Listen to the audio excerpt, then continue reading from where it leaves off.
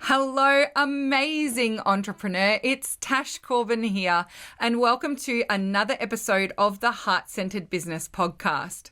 This is episode number 260, which means you can find all the relevant links and show notes for today's episode over at tashcorbin.com/260.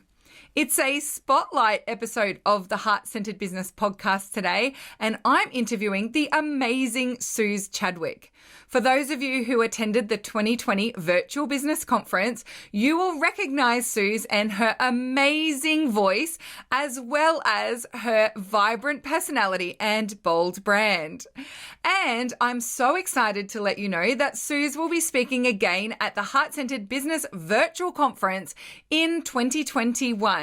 This time, she's going to talk to us about how you can grow a bold speaking business.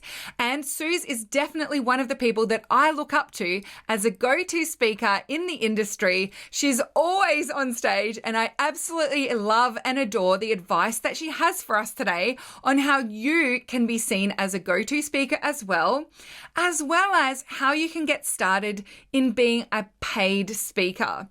In the workshop that Suz is running at the Heart-Centered Business Conference, she will be going deeper into how you can set yourself up for success, start choosing yourself as a speaker, find your signature thing, and also start working towards being a go-to and paid speaker in your industry as well.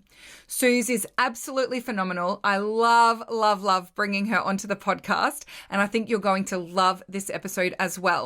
We talk about a few little things that you might want to come to the show notes for. Firstly, there's a workbook that Suz has for you. Secondly, there'll be a link to the Hearts in a Business virtual conference so you can come and join us on the 11th to the 14th of March 2021.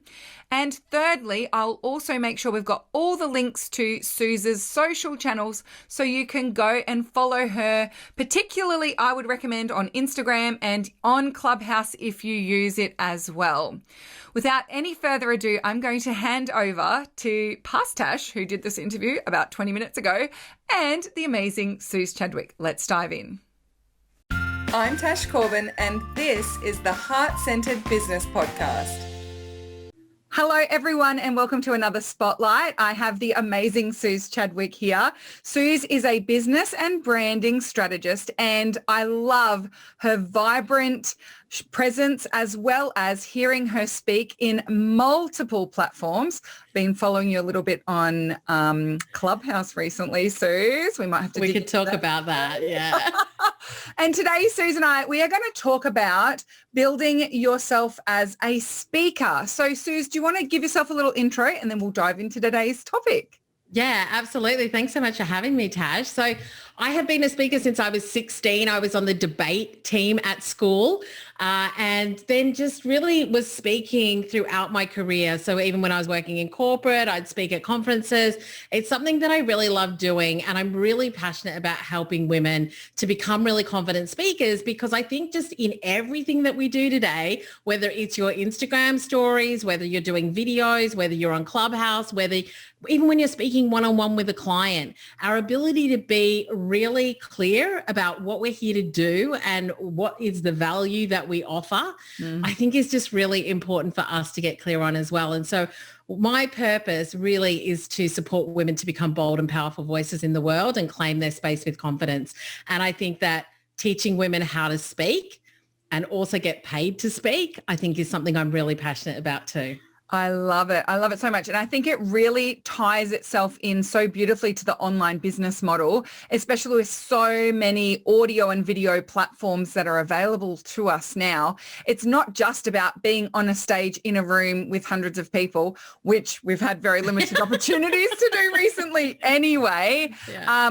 A lot of people underestimate the level of speaking that's required as a business owner, or they underestimate how much speaking experience they have, even though they've been recording consistent podcast episodes or being on YouTube channels. So, Suz, what do you think is the power of speaking? Why is it such an important part of our business model, particularly for women? Well, I think because at the end of the day, if you can't articulate what it is that you do and who you're here to serve, then you're not going to attract the clients that you really want. And I think something that I learned early on when I had my business is that we can give everybody, the strategies and the structure to be able to do it. But unless they feel really confident to step into that and start talking about what they're here to do and the value that they bring, then there's a really missed opportunity. And I remember this was a couple of years ago, Darren Rouse, who's pro blogger. Yep. I was watching him on a Facebook Live, and this was before I started my podcast. And he said, something, podcasting is one of the most incredible things that you can do for your brand because people can listen to you all over the world. And also you're basically giving a keynote for 30 minutes at least every single week. So you really start to hone those speaking skills. And also then it allows people to hear what you talk about, how you deliver it, what your energy is, what your expertise is. And so then you'll really be able to position yourself as an expert in your field or somebody who really knows what they're talking about as well. And so I just think really capitalizing on all of these amazing things that we've got access to. And 9 times out of 10, it's free. Yeah. Like to podcast if you want is free. To be able to speak on either a Zoom with a group of people at summits or, just so many things, Clubhouse, Instagram stories, it's all free. And so I think just really starting to clarify our message and also making a decision to step into that speaker role and kind of going, something, I want to be seen as an expert in my field, or I want to be seen as a thought leader. I want to be somebody who, when people think about building a bold brand, they think about me because it's what I talk about and it's what I'm known for. Yeah, absolutely. And I think that it's definitely, from what I've seen of your business, been a huge part of your success. So what do you put your success and your prolific speaking down to in your business? How did that start? And why do you think speaking has become such a big part of your business and you've been picked for so many things? Thank you. I mean, for me, I do think that, it is something I enjoy doing. It is something like I wrote about this on Instagram the other day. I've always said that I'm not a great writer. I think it's just that I don't enjoy the process of writing, whereas I can pretty much speak underwater. So it is definitely a strength of mine. And I just really enjoy the interaction and the energy that I get when I'm speaking to people in any kind of forum. And so for me, I'm really clear on what I want my personal brand to be. I understand what I want to be known for. I've really defined my thought leadership. I've really decided on the platforms that I want to play in. And so I've got my podcast and I'm now on Clubhouse, and then I mainly use Instagram. Like those are really the 3 things that I do. And that has led to so many speaking gigs now. So even recently, I've been booked to speak at a number of different councils here in Melbourne, and they kind of put on events for women in business. So there could be like hundreds of women. And a lot of the people that have booked me, they've heard me on my podcast. Yeah. And so they're like, we know that you speak about these things. We know that you bring the energy. And so we really want to book you. And so it's been one of the best things really when it comes to the podcast in particular, to building that know, like, and trust factor. And when I look at my courses, and we always ask the question, where did you hear about me? 9 times out of 10, it's the podcast and it's Instagram. And in the last round that we just did, we had quite a few that were from Clubhouse. Wow. Amazing. Yeah. One of those things, being an early adopter, it's very powerful. When it comes to new platforms, I got burnt because I was early on Periscope and then it disappeared. And so I'm a little bit more of a sit back and I'll wait and see how it all pans out. And people like Suz can go and be early adopters for us and tell us how it all works and how to make the most of it. But it's been amazing to see how much a platform like Clubhouse has encouraged people to take the stage. It's literally called Taking the Stage on Clubhouse. And it's been such a really interesting time to see that new platform evolve. For those people who aren't aware, because I know we're not all like just waiting and hanging out for the next social media platform, do you want to explain a little bit what Clubhouse is and what you've been discovering as well? Yeah, so I joined Clubhouse, I think it was the 4th of January because it's got the date that you joined on your profile. And I had heard about it. I'd been in groups. And so it's basically an audio only app. And so what happens is that when you go into it, it's got its own language. So I'm not going to go too much into that. But when you join, you basically decide who you want to follow, what your interests are, and then there are clubs, so kind of like Facebook groups. Yep. And so that kind of curates the rooms that you see. And so I could start a room on how to become a confident speaker. And so I was really intentional with it, where I'm like, number one, as I said, I can talk underwater. Number two, I'm like, you know something, I'm going into rooms where there's like 10 people. And so this is a really safe space for me to test this out and play and do that. And so when I did that, I started to connect with people who I just really loved being around. Like I heard them speak. And I think audio is such an unique thing where you can hear somebody's energy. I feel like you can hear their intention. You can really, get somebody's vibe from them when they're speaking. And also I could be, speaking for just a couple of minutes, but if I'm giving really great advice or insights, then that trust is built so much faster as well. Yeah. And so while somebody might listen to the podcast over a period of time, if I'm on Clubhouse every day for an hour and I'm running rooms, or I'm, people are bringing me up to be a moderator, which basically there are a couple of people that run the room and they're called moderators. And then the more that you're seen as a moderator, the more that you're seen as kind of somebody who is respected on the platform as well.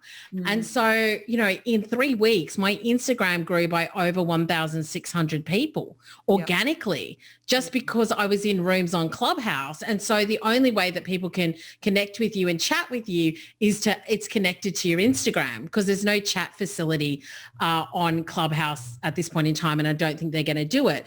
And so that's been also a really big motivator for me, because Instagram is a place I love. It's a place where I do my stories. It's a place where I have a lot of chats in the DMs. My DMs are out of control, but it's still fun. And so I've never seen that kind of organic growth on Instagram since I've joined. It's been, to me, whilst I enjoy it, it's been hard work, if I'm honest.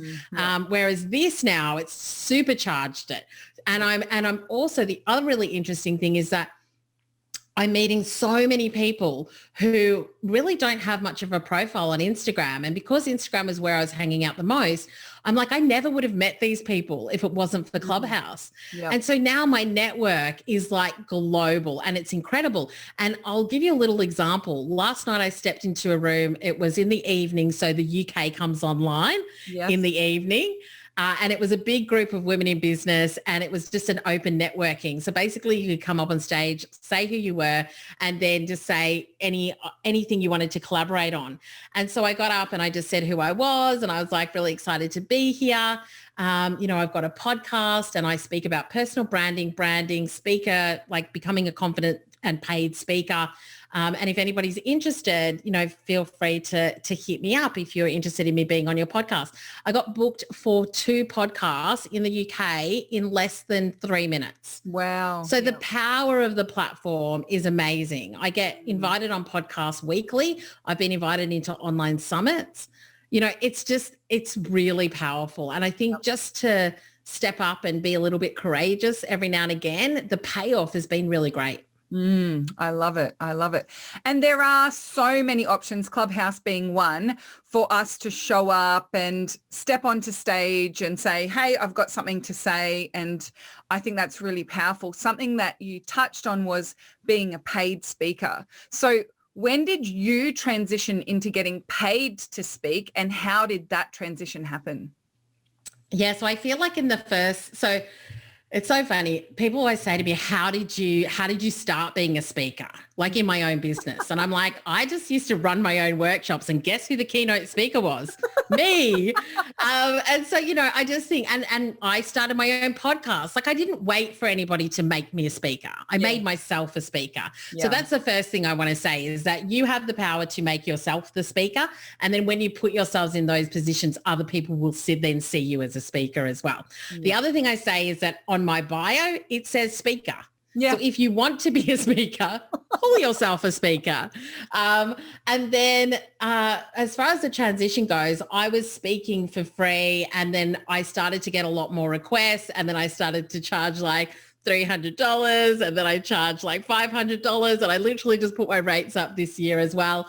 But I've got, I talk about creating speaker assets. And so, for example, I've got a speakers page on my website and I've got video and images and things like that. And that built up over time. It's not like I had that from day one. So I've definitely been really intentional where I'm like, okay, even if it's my breakfast event, if I'm speaking, I'm going to get a photographer to come and take photos of me speaking in a room with 50 women, because then that allows people to go, oh, well, she obviously does that. She doesn't just call herself a speaker. She does that.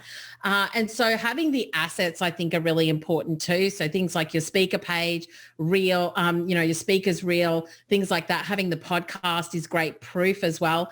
And then I've got like a secret page on my website that when somebody asks me to speak, which, I've had a couple in the last week or so, I literally just send them the link. They're like, oh, can you tell me about like your speaker's fees and how it works and what's included? And I'm literally like, here's the link, there you go.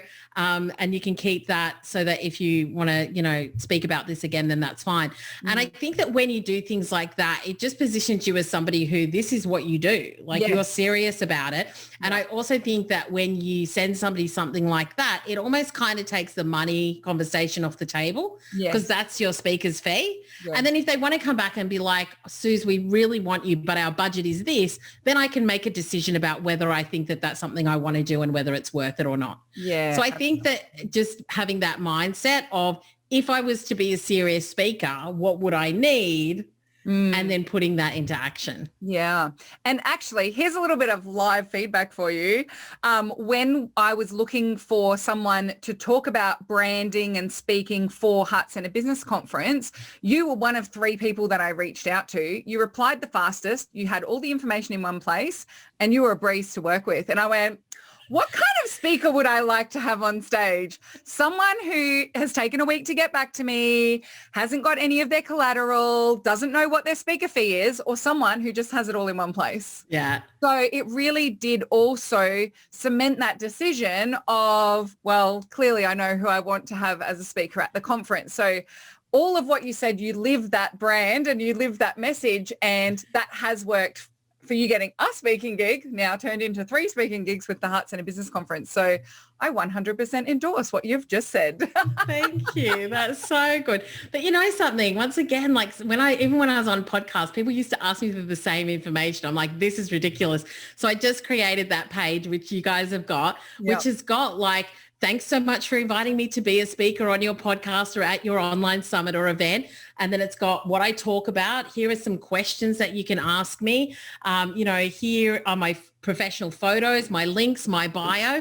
Like you never have to come back to me and ask me for any of this stuff again. So, and it looks really professional. So I was like, it's a win for you and it's a win for me. 100%, 100%. So speaking of conference, you are going to be speaking about a little bit further about building a speaker brand at the Heart Centered Virtual Business Conference.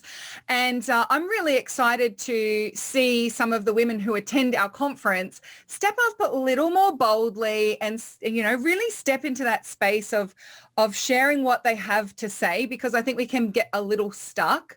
So before we dive into talking about that, I would love to know from you, like, what do you see as the main reasons why women stay back from speaking or hold back a little, and how can we get through that? Yeah, absolutely. So there's a couple of things. The first one that I've found a lot of the time is that a lot of women think, I don't know what I'm going to talk about. So that formulation of the message. And I think we stay in a very functional mind. Like, should I talk about web design? Should I talk about copywriting? And really what I want to say is I want you to really think about not what you do, but what you're here to do. And so I'm not going to sit here and go, I'm a business coach. I'm a brand strategist. I'm a speaker coach. I talk about supporting women to become bold and powerful voices in their industry and claiming their space with confidence. That's what I'm here to do. How I do that is functional. Yeah. And so I really want you to ask yourself, what do I want to be known for? What am I here to do in the world? What am I here to do for my clients? And then from there, once you know, well, that's what I want to be known for, then it's really thinking about, well, what do I want to talk about that can help people to achieve that thing that I want to talk about and that I'm here to do as well. And so really just getting clear on those things, I think, is the first thing. Normally when I speak to someone, they're like, I don't know what I'm going to talk about. Like I couldn't talk about something for 30 minutes or 45 minutes or whatever. That would be interesting and inspirational or, so I think that that's the first thing, is just understand what you're here to do. The second thing is definitely around what people think.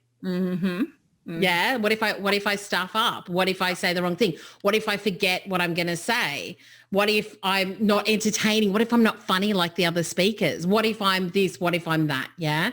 And so I think once again, number one, I think you've just got to step into what's really great about you. And so for me, I'm pretty high energy when I speak. And it's because I do have that nervous energy that's running through me. I'm excited to be there. I want it to be great. And so I really enjoy bringing the energy. But can I just tell you some of the most incredible speakers that I've seen? And Elizabeth Gilbert is one, where I saw her last March at a Business Chicks event. And she's just the most quiet, slow speaking, like just she's such an incredible storyteller. Like you don't have to be all like, coming guns blazing and, fire batons and all the rest of it. Like you do you and what you bring is enough. And I think women just understanding that you don't have to be like anybody else. You don't have to be like me. You don't have to be like Tash. You don't have to be like any of the other speakers. What do you want to be known for? What are you here to do? And how do you do it in a way that really connects with your audience? And so really trusting in that process of you bringing your authentic and true self, I think is so important, and just being comfortable with that as well.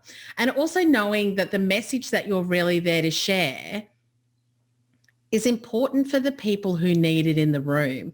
I think sometimes we're like, well, what if everybody doesn't like me? Well, everybody's probably not going to like you, and that's totally fine. But for the people in the room who love you, that's what you're there for. Yes. And so I think just really putting them ahead of you is always a really important thing as well. And so those are just a couple of things that I think that I talk to a lot of people about. And I think that when you can really lean into why you do what you do and what you're here to do, I think that sometimes the rest kind of takes care of itself, because when you stand in that and you're like, today, if I just inspire one woman to really be bolder and start to share the stage more and start to talk about what she does with more confidence, my job here is done. That's the only expectation I have on myself. And I think that's another thing. We have these great expectations of ourselves. And sometimes we think we don't live up to it, when I'm just like, that's not why you do what you do. It's not for you. It's for them. So show up for them and serve them, and it'll come back to you. That's just how it works. That is such a beautiful way of speaking about it. And also, I noticed the theme through what you said. Everything is focused on the audience, not yourself. And I think that's why I love hearing, I've got goosies all over, why I love hearing about you speak about this stuff so much is because in some of the more masculine models of speaking, it's all about what can you get? How can you upsell them? How can you set them up? How can you this? How can you that? And it's all about what you're going to get. And here in this model, it's all about what you can give.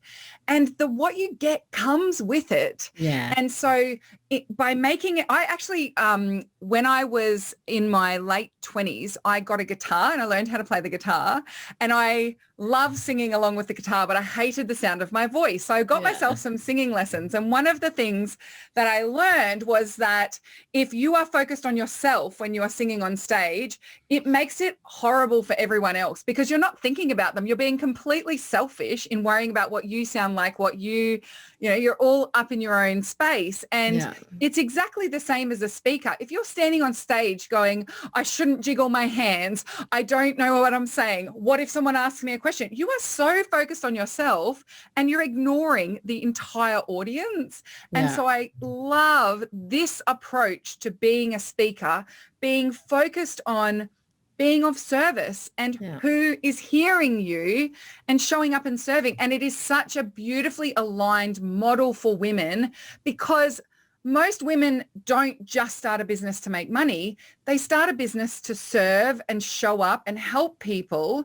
And whenever we do marketing activities, all of a sudden we stop focusing on being of service and we start focusing on ourselves. And actually, this is a really beautiful way to turn that back around and make it about your audience and make it about them through all of that thing. And one last thing. It was interesting what you were saying about the different styles of speaker. That was one of my favorite things about the last virtual conference was when someone came into the room and they were just calm and had big breaths and pauses and presence. And then the next person was dynamic and it was fun. Like we need that diversity to keep us awake and to keep us engaged. And I'm with you I'm a kind of speaker, but as that kind of speaker, I really treasure listening to quiet, confident, measured speakers. There's just something so powerful and luxurious about it. And so I love that. Like, it's like, just be you, And that's so, so wonderful. So I'm so excited for you speaking at the Heart Centered Business Conference now, because I think there's so much that the Lady Posse will be able to learn from you. And I just want to see all of the women who come along getting out there and speaking up. In the meantime, I believe you've got a lovely freebie that people can go and check out if they want to start exploring jumping into this idea of bold speaking as well. Yeah, absolutely. So there's a freebie on my website. If you just go to suzchadwick.com/speaker workbook, all one word, then you can go and grab that. And that just gives you some great exercises to really start and kick off that bold speaker journey that you want to go on for sure. So exciting. We'll also pop the link to that with the show notes of today's episode at tashcorbin.com/260. So if you're looking for links to Suz's socials, we'll pop a link, details of your clubhouse, Suz, so people can follow you. And also the link to that free, we'll pop it all over with the show notes. And also make sure that you come over and check out those show notes, because I'll also put a link to the Heart Centered Business Conference, where Suz is going to be one of our amazing workshop facilitators, and you'll be able to learn from her at our conference. Thank you so much, Suz. Something that I ask at the end of every Spotlight series is, if I were to quote you on something about what we've talked about today, what would you like me to say? Every woman can become a bold and powerful voice in her industry if she chooses. It's up to us to claim our space. Goosies, that is so good. You can see why I'm so excited to hear Suz speak at conference and why I just had to nab her for us, because she is so, so amazing. Thank you so much, Suz. Thank you everyone for listening along today. And until next time, we cannot wait to see you shine. Bye for now. Bye. Would you like more tips, tools and resources to help you grow your heart-centered business? Head to tashcorbin.com today.